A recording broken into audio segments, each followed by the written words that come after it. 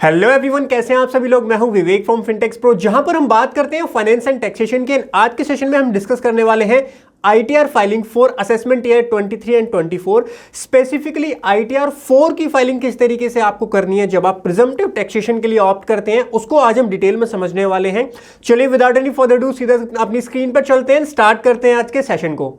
कई session start करने से पहले कुछ अपडेट्स आपको देनी है। पहली अपडेट ये है कि ये वीडियो मैं री अपलोड कर रहा हूँ। 4-5 दिन पहले मैंने ये वीडियो डाली थी, बट यूट्यूब ने कुछ कारण की वजह से ये वीडियो रिमूव कर दी थी, इसीलिए मैंने दोबारा से इसमें एडिटिंग की है और दोबारा से वीडियो पब्लिश की है। लेकिन इस बार काफ़ी जगह आपको ब्लर मिलेगा यूट्यूब की वीडियो पे, क्योंकि कुछ मेरी अपनी ही इन्फॉर्मेशन वैसे मैं वीडियो में दिखाता हूँ। जितनी भी वीडियो होती है सब में मेरी अपनी इन्फॉर्मेशन होती है, बट यूट्यूब को उसमें दिक्कत होती है कि आप अपना नाम मत दिखाओ, मोबाइल नंबर मत दिखाओ। इवन दो वो पब्लिक इन्फॉर्मेशन है मेरी, बट तब भी यूट्यूब को कुछ इशू होता है और वो हमारी वीडियोस रिमूव कर देता है। नेवरदलेस उन सारी जगह पे मैंने ब्लर किया हुआ है, तो हो सकता है आपको ब्लर काफी ज्यादा देखने के लिए मिले। इसलिए अगर आपने कोर्स लिया हुआ है तो ये वीडियो को कोर्स में देखिएगा। कोर्स में मैंने डिटेल में कवर किया हुआ है, वहां से आप देखिएगा। बाकी यूट्यूब पे भी मैंने चीजें एक्सप्लेन की, आप इजीली समझ जाओगी। दूसरी अपडेट है related to practical course in GST, ITR and TDS. इसके अंदर असेसमेंट ईयर 23-24 की आईटीआर की वीडियोस आनी स्टार्ट हो चुकी हैं और बहुत ही जल्दी इस कोर्स का प्राइस भी इंक्रीज होने वाला है। करंट फीस 3800 है, जो कि डिस्काउंटेड फीस है। अगर आप अभी एनरोल करेंगे 3800 में आपको सारी अपडेट्स भी मिलेंगी और सारी चीजें सीखने के लिए मिलेंगी लाइफ टाइम वैलिडिटी के साथ में। डिस्क्रिप्शन में लिंक दिया हुआ है practical course in GST, ITR and TDS का, जरूर चेक कीजिएगा। चलिए चलते हैं अब स्क्रीन पर, स्टार्ट करते हैं आज के सेशन को। सो गाइस, सबसे पहले हमको डाउनलोड करनी है यूटिलिटी डाउनलोड करने के लिए आप डाउनलोड वाले सेक्शन में जाएंगे इनकम टैक्स पोर्टल पे। यहाँ पे असेसमेंट ईयर सेलेक्ट कीजिए 23-24, आईटीआर 4 पे जाना है। यूटिलिटी एक्सेल बेस पे आप क्लिक करेंगे, इसको आप डाउनलोड कर लीजिएगा। वर्जन 1 में यूज कर रहा हूँ, वर्जन अपडेट होते रहते हैं, जो लेटेस्ट वर्जन होगा वो आप डाउनलोड करेंगे यहाँ पर और इसको एक्सट्रैक्ट कर लीजिएगा अपने सिस्टम में। उसके बाद में इसको ओपन करने से पहले एक बार राइट क्लिक करके प्रॉपर्टीज में जाना है आपको एंड यहाँ पर अनब्लॉक करना है। अनब्लॉक करके इसको ओके कर देंगे। अब इसको ओपन करेंगे एंड इसमें मैक्रोज होते हैं, तो आपको सबसे पहले मैक्रो इनेबल करना है। यहाँ पे मैक्रो हमारे ऑलरेडी इनेबल है, इसको हम ओके करेंगे। अब यहाँ पे एक चीज देखिए, मैन्युअली हम कोई भी डिटेल नहीं डालने वाले। हम यहाँ पर जो डेटा है वो इंपोर्ट करेंगे। कैसे इंपोर्ट करेंगे? प्रीफिल जो आपको दिख रहा है, इंपोर्ट प्रीफिल, इसकी हेल्प से। तो उसके लिए आपको जाना पड़ेगा इनकम टैक्स पोर्टल पे, लॉगिन करना पड़ेगा। लॉगिन करने के बाद में आईटीआर फाइल, यहाँ पे आप जाएंगे ई फाइल पे, इनकम टैक्स रिटर्न, यहाँ पर डाउनलोड प्रीफिल डेटा पे आपको क्लिक करना है। एंड असेसमेंट ईयर 23-24 के लिए हम काम कर रहे हैं। डाउनलोड पे आप क्लिक करेंगे एंड डाउनलोड कर लेंगे अपना प्रीफिल डेटा। उसके बाद आप जाएंगे एक्सेल के ऊपर एंड एक्सेल में इंपोर्ट प्रीफिल पे आपको क्लिक करना है और यहाँ पे ओके कीजिए। उसके बाद आपसे फाइल की लोकेशन पूछेगा, तो जहाँ भी आपने वो सेव किया प्रीफिल उसको सेलेक्ट कर लीजिए। तो जो भी आपकी इंफॉर्मेशन है वो यहाँ पर क्या हो जाएगी, अपने आप इंपोर्ट हो जाएगी। सो गाइस, बेसिक डिटेल हमारी सारी यहाँ पर ऑटोमेटिकली आ गई है। अब आपको जो इंफॉर्मेशन मैन्युअली एड ऑन करनी है वो बताता हूँ। नेचर ऑफ एम्प्लॉयमेंट में आप सेलेक्ट करेंगे जो भी आपका नेचर ऑफ एम्प्लॉयमेंट है। तो हमारे केस में, बिजनेस के केस में, हम अदर या नॉट एप्लीकेबल में से कुछ भी सेलेक्ट कर सकते हैं। नॉट एप्लीकेबल हम सेलेक्ट करेंगे क्योंकि एम्प्लॉयमेंट नहीं है हमारे केस में। उसके बाद फाइल्ड अंडर सेक्शन, कौन से सेक्शन में फाइल कर रहे हैं, तो बिफोर ड्यू डेट अभी हम फाइल कर रहे हैं 139(1) हम यहाँ पर सेलेक्ट करेंगे। उसके बाद में इफ रिवाइज, यहाँ कुछ नहीं डालना, नीचे कुछ नहीं डालना। ये आ गया आपका, have you ever opted for new tax regime in earlier years, yes या फिर नो। तो क्या आपने अर्लियर किसी भी ईयर के अंदर ऑप्ट किया था न्यू टैक्स रिजीम के अंदर? ये चीज़ जो है वो थोड़ी सी चेंज हो गई है, इसको ध्यान से भरिएगा, गलती मत कीजिएगा। तो आपसे पूछ रहा है कि क्या आपने 115 BAC जो है वो न्यू टैक्स रिजीम है, क्या न्यू टैक्स रिजीम आपने ऑप्ट की थी? यस। तो आपको उसकी डेट डालनी है, एक्नॉलेजमेंट नंबर डालना है और 10 IE फाइल करना होता है ऑप्ट करने के लिए। ये मैं पिछले सालों की बात कर रहा हूँ, जब ओल्ड टैक्स रिजीम डिफॉल्ट होती थी और न्यू में जाने के लिए आपको ऑप्ट करना पड़ता था। लेकिन बजट 2023 में, फाइनेंस एक्ट 23 में ये चीज़ चेंज कर दी गई है। नेवरदलेस हमारा पॉइंट यहाँ पे समझने का ये है, अगर आपने पिछले किसी भी साल के अंदर 115 BAC में यस किया है तो आपको वो इन्फॉर्मेशन देनी है। अगर नहीं किया तो यहाँ पर आप सिंपली नो सेलेक्ट करेंगे। If you have not opted for new tax regime in AY 22-23 please confirm, तो हम यहाँ पर नो करेंगे एंड इसको यस कर देंगे। तो हमने अभी तक ऑप्ट नहीं किया न्यू टैक्स रिजीम और ना ही हम न्यू टैक्स रिजीम ऑप्ट कर रहे हैं, हम नो करेंगे। ये सारे सेक्शन आपके डिसेबल हो जाएंगे, ठीक है। उसके बाद नीचे जाएंगे, ग्रीन वाले सेल्स में आप ओनली डेटा यहाँ पे एंटर कर सकते हैं option for current assessment year पूछ रहा है आपसे। ये जो ऊपर पूछा था, ये पूछ रहा था किसी प्रीवियस ईयर में क्या आपने सेलेक्ट किया है, तो हमने वहां पर भी नो कर दिया। और जो हमारा करंट असेसमेंट ईयर है 23-24 जो हम ITR फाइल कर रहे हैं, तो यहाँ पर भी हम नो करेंगे, क्योंकि ये जो पूरी कैलकुलेशन मैंने की है वो ओल्ड टैक्स रिजीम से की है। पूरी ITR filing old tax regime में ही हम करने वाले हैं। तो यहाँ पर हम नॉट ऑप्टिंग पे सेलेक्ट करेंगे। उसके बाद में नीचे आइए, ये चेंज हुए हैं, लास्ट ईयर तक ऐसे नहीं पूछा जाता था, इस बार ये चीज़ चेंज हुई है, तो इसको ध्यान से समझ लीजिएगा। फॉर ऑप्ट इन नाउ और opt out please furnish the detail. अगर आप ऑप्ट इन कर रहे हैं तो आपको यहाँ पर डिटेल फर्निश करनी पड़ेगी। 10IE आपने फाइल किया या नहीं किया। देखिए 10IE आपको फाइल करना है अगर आप न्यू टैक्स रिजीम में जाना चाहते हैं, ये वाली इस वाली ITR के लिए। नेक्स्ट ईयर से डिफॉल्ट होने वाली है, नेक्स्ट ईयर से थोड़ा सा चेंज हो जाएगा, बट करंट ईयर में ये इसी तरीके से रहेगा। उसके बाद में are you filing return of income under 7th provision to section 139(1). 7th provision to 139(1) बोलता है कि अगर कुछ स्पेसिफिक कंडीशंस वहाँ पे डिफाइन है, अगर आपका इलेक्ट्रिसिटी बिल जो है वो 2 लाख से ज़्यादा का है पूरे साल में, 1 करोड़ से ज़्यादा का आपके करंट अकाउंट में डिपॉजिट हुआ है, या फिर 1 लाख से ज़्यादा के इलेक्ट्रिसिटी बिल आपका आया है, तो उस सिनेरियो में आपको ITR फाइल करना मैंडेटरी है। तो क्या उसके अंडर आप फाइल कर रहे हो तो आप येस कीजिए, अदरवाइज सिंपली यहाँ पे भी आप नो कर सकते हो, और आपके नीचे वाले जो 3 ऑप्शन है ये भी डिसेबल हो जाएंगे। उसके बाद में रिप्रेजेंटेटिव असेसी के बारे में पूछा जाएगा कि क्या रिप्रेजेंटेटिव असेसी फाइल कर रहा है, तो यहाँ पर नो है, रिप्रेजेंटेटिव असेसी हमारे केस में नहीं है। उसके बाद में नीचे आएंगे आप तो आपकी ग्रॉस टोटल इनकम यहाँ पे आ जाएगी, ये बिजनेस शेड्यूल से आती है, नेक्स्ट शेड्यूल में आएगी। बाकी सारी इन्फॉर्मेशन जो है वो हमारी शेड्यूल से आएगी। तो एक बार शेड्यूल की तरफ अब चलते हैं, फिर यहाँ पर आएंगे। तो शेड्यूल बीपी के अंदर जाना है, बीपी में जूम इन करता हूँ, एक एक चीज़ आपको डिटेल में यहाँ पर एक्सप्लेन कर देता हूँ। सबसे पहले detail of income from business और प्रोफेशन, आपको नेम ऑफ बिजनेस यहाँ पर देना है, जो भी आपका बिजनेस का नेम है वो डाल दीजिए। बिजनेस कोड यहाँ से आप सेलेक्ट कर सकते हैं कि क्या आपका बिजनेस कोड है, जो भी मैन्युफैक्चरिंग रिटेल 44 AD के अंदर वो फॉल होना चाहिए, वो आप यहाँ पर जो है डाल सकते हैं। अभी मैं डेमो के लिए सेलेक्ट कर लेता हूँ। डिस्क्रिप्शन में आप और डिटेल में बताना चाहते हो डिस्क्रिप्शन दे सकते हैं। नाउ उसके बाद हमको यहाँ पर बताना होता है कि ग्रॉस रिसीट या ग्रॉस टर्नओवर आपका कितना है। तो यहाँ पर मैंने आपको स्टार्टिंग में बताया था 2 पार्ट में आपको क्लासीफाई करना होता है, कितना बैंक में रिसीव हुआ है और कितना आपको कैश में रिसीव हुआ है। तो सबसे पहले आपको जो बैंक के थ्रू रिसीव हुआ है वो यहाँ पर डालेंगे। तो बैंक के थ्रू हमारा पूरी की पूरी जो ट्रांजैक्शन है, इसके लिए हमको कंप्यूटेशन में जाना पड़ेगा, और हमारी जो पूरी ट्रांजैक्शन है वो बैंक के थ्रू आती है। आपको ये चीज़ चेक करनी पड़ेगी कितनी ट्रांजैक्शन आपकी बैंक के थ्रू है, कितनी ट्रांजैक्शन आपकी कैश में आई है। 13,52,548 कर देते हैं इसको, 13,52,548, और एनी अदर मोड में हमारा 0 रहेगा। प्रिजम्पटिव इनकम कितनी आप 44 AD में दिखाएंगे। तो यहाँ पे मैं एक चीज़ आपको क्लैरिफाई कर देता हूँ, जो मैंने आपको बताया था 6% और 8%, तो जो बैंकिंग चैनल से आपकी टर्नओवर आती है उसका आपको 6% यहाँ पर शो करना होता है, और जो नॉन बैंकिंग से अदर देन बैंकिंग से आती है उसका मिनिमम 8% आपको शो करना ही करना पड़ेगा। तो हमने ए में पूरा का पूरा दिखाया, तो मिनिमम 6% या उससे ज़्यादा हम यहाँ पर कर सकते हैं। हमने जो प्रॉफिट यहाँ पर लिया है वो लिया है 689964, तो वो हम यहाँ पर मेंशन करेंगे 689984। ये आप अप्रॉक्स 50% से भी ज़्यादा का प्रॉफिट, यस 50% के अप्रॉक्स 50 से ज़्यादा का ही होगा, वो प्रॉफिट हमने यहाँ पर एंटर कर दिया है। तो हमारा जो प्रॉफिट है वो आ गया, मतलब इनकम टैक्स PGBP के अंदर आ गई 689984। उसके बाद नीचे 44 ADA के लिए मैं सेपरेट वीडियो बनाऊंगा, उसमें कुछ प्रोविजंस अलग होते हैं, उसके लिए सेपरेट वीडियो बना दूंगा मैं आपके लिए। 44 AE जो होता है ये प्रिजम्पटिव टैक्सेशन होता है कुछ स्पेसिफिक लोगों के लिए, जैसे कि गुड्स कैरेज, जो गुड्स ट्रांसपोर्ट एजेंट होते हैं वो जो है 44 AE में ऑप्ट कर सकते हैं। इसके लिए भी मैं सेपरेट सेशन में आपको समझाऊंगा। जो नॉर्मल बिजनेस होते हैं वो हमारे 44 AD में आते हैं, जो हमारा आज का मेन टॉपिक है। उसके बाद में आप नीचे आएंगे तो आपको दिखेगा यहाँ पर GST की इन्फॉर्मेशन। GST की इन्फॉर्मेशन आपको यहाँ पर देनी है, GST नंबर और कितना टर्नओवर यहाँ पर आपने उसका रिपोर्ट किया था। तो ये ऑप्शनल होता है, मैंडेटरी नहीं होता GST की डिटेल देना। Financial particular of the business, अब यहाँ पर मैंने आपने अगर बैलेंस शीट P&L बनाया है तो सारी इन्फॉर्मेशन आप दे सकते हो, अदरवाइज 4 डिटेल तो आपको यहाँ पर जरूर डालनी पड़ेगी। देखिए नीचे लिखा भी हुआ है E15 है सन्ड्री क्रेडिटर,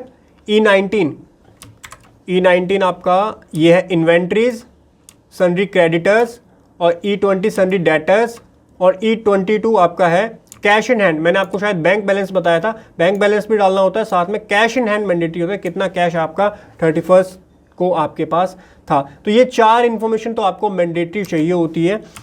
तो हम जो है हमारे केस में हमने पूरी बैलेंस शीट प्रिपेयर की हुई है, तो बैलेंस शीट के हिसाब से यहाँ पर इन्फॉर्मेशन फिल कर देते हैं। कैपिटल अकाउंट जो हमारा है वो 33,50,000 है, 33,50,000 आ जाएगा। उसके बाद में करंट लायबिलिटी है 27744, तो यहाँ पर अदर लायबिलिटी में हम डाल देते हैं या क्रेडिटर्स में डाल देते हैं 27744, और बाकी जगह कुछ भी नहीं है तो 0 आप मेंशन कर सकते हैं या ब्लैंक भी छोड़ सकते हैं। फिक्स असेट हमारे केस में कितनी है, फिक्स असेट है 238897, 238897।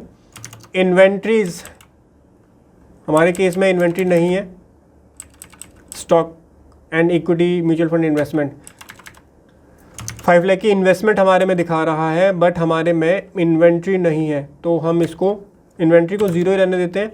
सन्डी डेटर्स कितना है हमारा, सन्डी डेटर ये भी 0 है। कैश इन हैंड कितना है, कैश इन हैंड 10 लाख का है, ये है cash in hand. And balance with bank है 1638847, 1638847। और उसके बाद लोन एंड एडवांस या अदर असेट्स में हम डाल सकते हैं 5 लाख। 33 हमारा ये मैच हो गया। वैसे मैच करना ज़रूरी नहीं होता, मैं पहले क्लैरिफाई कर देता हूँ, बट हमने बैलेंस शीट बनाई हुई थी इसीलिए हमने सारी इन्फॉर्मेशन यहाँ पर डाल दी है। वरना आप 4 इन्फॉर्मेशन डाल दो, मैच नहीं भी होगा तो भी कोई दिक्कत नहीं है, because these are only extract and not complete accounts. So ये डिटेल डालने के बाद उसके बाद आप TDS के अंदर जाएंगे। TDS के अंदर जो भी आपको TDS डिडक्ट हो रखा है उस TDS की इन्फॉर्मेशन आपको यहाँ पर मेंशन करनी है। सो TDS के अंदर अब जब देखेंगे TDS यहाँ पर शेड्यूल TDS 1 देखेंगे, तो जो फॉर्म 16 वाला TDS होता है, जो एम्प्लॉयर और एम्प्लॉय के केस में अगर जॉब भी करते हैं आप, बिजनेस भी कर रहे हैं, तो ऑब्वियसली तभी आप ITR 4 फाइल कर रहे हैं। तो जो एम्प्लॉयर ने TDS काटा है वो जाता है आपका ऊपर वाले पार्ट में। उसके बाद पार्ट 1 होता है इसका, पार्ट 1 के अंदर जो है शेड्यूल TDS 2 का पार्ट 1 के अंदर आपको जो अदर देन जो डिडक्टर्स होते हैं, यानी जो आपके पार्टी है, जो आपके क्लाइंट्स हैं, उन्होंने जो TDS काटा होता है वो आपको यहाँ डालना होता है। इसमें सबसे पहले आपको नेम ऑफ डिडक्टर डालना है, अनक्लेम TDS ब्रॉड फॉरवर्ड वो आप यहाँ पर डालेंगे, और उसके बाद में TDS of the current financial year जो है वो आपका यहाँ पर जाएगा। मैं आपको डाल के दिखा देता हूँ। 10 जैसे कि हमने यहाँ पे 10 डाल दिया सबसे पहले, 10 नंबर। उसके बाद अनक्लेम TDS जो है वो यहाँ पर नहीं है, अनक्लेम TDS कुछ भी नहीं है, TDS ब्रॉड फॉरवर्ड भी कुछ भी नहीं है यहाँ पर। TDS for the current financial year हमारा कितना TDS है, 2154 वो आप डालेंगे। TDS credited being claim this year only if the corresponding offer for tax this year not applicable if TDS is deducted under section 194 and. तो TDS claim basically आपसे पूछ रहा है, और TDS क्लेम के साथ साथ एक आपको नोटिफिकेशन भी दे रहा है कि जो TDS आप क्लेम कर रहे हो उसके रिस्पेक्ट में इनकम भी आपने इंक्लूड करी है अपने ITR में, वही आप यहाँ पर डालिएगा। तो 2154 सेम TDS हम क्लेम भी करना चाहते हैं। उसके बाद हमसे पूछेगा कि ग्रॉस अमाउंट बताओ, यानी जो 2154 का आपका TDS है इसका ग्रॉस अमाउंट कितना है, किस अमाउंट पे कटा है, तो 107,662 ये हमने यहाँ पे डाल दिया। और उसके बाद हेड ऑफ इनकम, ये जो इनकम है आपकी, ये आपने कौन से हेड में इंक्लूड की है, तो हमने अपने PGBP हेड में इसको इंक्लूड कर लिया, तो income from business and profession. ये सारी इन्फॉर्मेशन आपको यहाँ डालनी पड़ेगी, तभी करेक्टली आपकी TDS ये जो ITR है वो प्रोसेस होगी, वरना एरर आ जाएगी, इस चीज़ का ध्यान रखिएगा। तो TDS की इन्फॉर्मेशन हमने डाल दी। उसके बाद हमारा जो पार्ट 2 है शेड्यूल TDS 2, इसके अंदर जो फॉर्म 16C और 16D का TDS होता है, जो रेंट वाला होता है, रेंट पे जो टेनेंट TDS काटता है, उसकी इन्फॉर्मेशन जो है वो यहाँ पर आती है। तो ये TDS की इन्फॉर्मेशन है। उसके बाद IT के अंदर आप जाएंगे तो आपके जो चालान है, चालान की इन्फॉर्मेशन हमारी यहाँ पर ऑटोमेटिकली चालान की इन्फॉर्मेशन आ रही है। जो चालान हमने जनरेट किए थे वो इन्फॉर्मेशन यहाँ पे ऑटो पिक होकर आ गई, क्योंकि कहाँ से आई है सर, ये जो हमने प्रीफिल डेटा डाउनलोड किया था, ध्यान करो, वहाँ से इन्फॉर्मेशन ऑटोमेटिकली आ गई है। अगर ऑटोमेटिकली नहीं आती है, चालान की इन्फॉर्मेशन आपको कहाँ से मिलेगी, ध्यान से सुन लो, 26AS में नहीं मिलेगी, AIS में जाओगे आप, आ जाइए। उसके बाद TCS कोई आपका कलेक्ट किया है किसी ने, वो आएगा। टैक्स पेड एंड वेरिफिकेशन आएगा। 80D की डिडक्शन हमारे पास है या नहीं, एक बार अपनी कैलकुलेशन के अंदर जाते हैं, और कैलकुलेशन में कंप्यूटेशन के अंदर 80D की डिडक्शन हमारी थी, 80D की मेडिक्लेम था हमारा 20650 का। तो यहाँ पे जूम इन करेंगे, मैं समझा देता हूँ आपको। If you are individual, whether you or any of your family member excluding parents is a senior citizen, parents को छोड़ के क्या आपका कोई फैमिली मेंबर सीनियर सिटीजन है, तो हमारे केस में तो नहीं है तो मैं नो कर रहा हूँ, आपके केस में है तो आप येस कर सकते हैं। सेल्फ एंड फैमिली के लिए आपने यहाँ पर कितना क्लेम किया वो यहाँ पर एंटर करना है। हेल्थ इंश्योरेंस आपने सेल्फ और फैमिली के लिए कितना करवाया है, तो हेल्थ इंश्योरेंस हम यहाँ पर 20650 आ जाता है। प्रिवेंटिव हेल्थ चेकअप 5000 तक का आप वो भी ले सकते हो, हमारे केस में नहीं है तो हम नहीं करेंगे। Whether any of your parent is a senior citizen, sorry, तो पेरेंट क्या कोई सीनियर सिटीजन है, तो यहाँ पर नो है, उनका कोई इंश्योरेंस भी नहीं है, तो टोटल हमारा यही आएगा। इसको वैलिडेट करके आप चेक कर सकते हो। तो ये शीट हमारी ओके। 80G में हमारी कोई डिडक्शन नहीं है, बाकी जो डिडक्शंस है उसकी इन्फॉर्मेशन भी डाल देते हैं। 1.5 लाख की हमारी 80C के अंदर है, तो 80C की डिडक्शन हम यहीं पर डालेंगे। यहाँ पे आ जाइए, 80C के अंदर हमारी जो टोटल डिडक्शन है वो हम डालेंगे 1,50,000 की, और उसके बाद 80TTA के अंदर भी 10,000 है। 80TTA में भी डालना है 10,000 हमने यहाँ एंटर कर दिया। और इसके साथ साथ एक चीज़ और ध्यान रखिएगा, हमको अदर सोर्सेज में भी डालना है। जो इंटरेस्ट हमको मिला था 24,281 का, तो वो ऊपर अदर सोर्सेज की इनकम में मेंशन कर देते हैं। Income from other sources, nature of income पूछ रहा है, तो interest from saving bank account हमको मिला है, और कितना अमाउंट है 24,281 ये हमने यहाँ पर एंटर कर दिया। यहाँ पे जाइए, कैलकुलेट टैक्स पे आपको क्लिक करना है, एंड आपकी पूरी कैलकुलेशन यहाँ पर जो है हो जाएगी। Place in this mandatory field, कहाँ है भाई, प्लेस दिखाओ। प्लेस नहीं डाला हमने, प्लेस डाल देते हैं। अब जो है इसको वैलिडेट कर लेते हैं एक बार। ये वैलिडेट हो गई है। इनकम डिटेल पे जाएंगे, कैलकुलेट टैक्स पे क्लिक करना है। अब हमारा टैक्स यहाँ पे कैलकुलेट हो जाना चाहिए। अगर कुछ एरर होगा, कुछ इशू होगा तो बता देगा। एरर इशू यहाँ पर नहीं है। टैक्स देख लेते हैं कितना टैक्स हमारा यहाँ पर बन रहा है। सो 19989 आ गया, और टोटल इंटरेस्ट 234B में हमको पे करना 175 का। ये फिगर आप यहाँ से डालेंगे, इसको ज़ीरो कर देंगे। 234B में कितना बन रहा है 175 का, एंड 234C के अंदर बन रहा है 176 का। सॉरी, यहाँ तो एडिट नहीं होगा, 176 का। टोटल बनेगा 20340। 20340 हमारा बनेगा, 20340 का हमारा ये बन गया। एंड उसके बाद में 20340 TDS हमारा इतना है, 17885 का हमारा टैक्स पे करना है। टैक्स पेड एंड वेरिफिकेशन में जाएंगे, 17885 का वो राउंड अप होके, ये देखो 300 का हमने ये टैक्स वो पे किया था, चालान था, एडवांस टैक्स हमने पे किया था। उसके बाद 2154 का हमारा ये था TDS, 2454 आ गया, एंड 17890 का हमको टैक्स पे करना है। यहाँ पे कितना रहा 17890, बिल्कुल परफेक्ट वही आ रहा है, राउंड मतलब राउंड ऑफ हो करके 17890। अब आपको क्या करना है, जो भी आपका टैक्स बनेगा आप ई फाइल पे जाएंगे, इनकम टैक्स रिटर्न पे जाएंगे, एंड यहाँ पर ये रहा ई पे टैक्स पे आपको क्लिक करना है। यहाँ पर न्यू पेमेंट पे आप सेलेक्ट करेंगे, इनकम टैक्स पे आप जाएंगे, असेसमेंट ईयर 23, 24 सेलेक्ट करेंगे, सेल्फ असेसमेंट टैक्स पे आप क्लिक करेंगे, कंटिन्यू पे आपको क्लिक करना है। टैक्स के अंदर जितना टैक्स आपका पेबल बन रहा है वो डालना है। 17890 हमारे केस में आ रहा है 17890। उसके बाद नीचे आप कंटिन्यू पे क्लिक करेंगे, पेमेंट ऑप्शन आ जाएंगे, किसी भी पेमेंट ऑप्शन पे क्लिक करके पेमेंट कर दीजिएगा। चालान आएगा, चालान को ज़रूर डाउनलोड कर लीजिएगा। चालान डाउनलोड करने के बाद में आप क्या करेंगे, इनकम टैक्स में जाएंगे, और इनकम टैक्स में यहाँ पर अपने चालान की इंफॉर्मेशन आप डालेंगे। और उसके बाद आज जो भी डेट है, आज डेट है 27/04/2023, और कितना अमाउंट बन रहा था 17। ये तो मैं डमी आपके लिए दिखा रहा हूँ, बट आपको चालान पे करके तब यहाँ पर डेटा डालना पड़ेगा।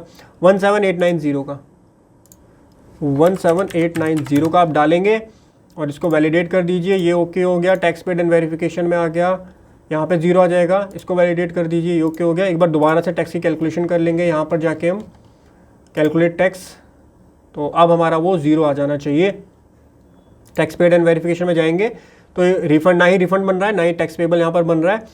उसके बाद में बैंक की डिटेल आपको यहाँ पर डालनी है। B22 के अंदर जितने आपके बैंक्स की डिटेल है वो यहाँ पर मेंशन करेंगे। वेरिफिकेशन में आप अपनी डिटेल्स दे दीजिए, वैसे ऑटो फिल होकर के आ गई थी। और उसके बाद में 80D के अंदर हमने डाल दिया, 80G के अंदर हमने डाल दिया। इनकम डिटेल में दोबारा जाइए, यहाँ पे जनरेट जेसॉन का ऑप्शन आएगा, जनरेट जेसॉन पे क्लिक कर दीजिए। सारी इन्फॉर्मेशन जब डाल दोगे जेसॉन का पाथ आपका आ जाएगा, इसको ओके कीजिए। ये जेसॉन फाइल हमारी इसके अंदर है, ये वो जेसॉन फाइल लिखा भी हुआ है, ध्यान से देखो, अब क्या करना है आपको, इनकम टैक्स पोर्टल पे जाना है। इनकम टैक्स पोर्टल पे जाके ई फाइल इनकम टैक्स रिटर्न पे क्लिक करेंगे। यहाँ पर 139(1) पॉलिटिकल पार्टी पे नो करेंगे आप, 139(4) कंटिन्यू। उसके बाद जेसॉन अटैच करनी है आपको। यहाँ पे भी एक बार वैलिडेट होगा, तो अगर कोई इशू है, कोई एरर है, तो वो आपका यहाँ पर भी शो कर देगा। तो जहाँ पे भी आपने सेव किया हो करेक्ट फाइल ही डालिएगा। यहाँ पर ये फाइल थी हमारी, ये फाइल अब हमारी क्या हो जाएगी, एक बार वैलिडेट होगी। ऐसा नहीं है डायरेक्टली अपलोड होकर फाइल हो जाएगी, एक बार फाइल वैलिडेट होगी। यहाँ पर एरर आ गया। अब एरर एक बार देख लेते हैं क्या एरर आया।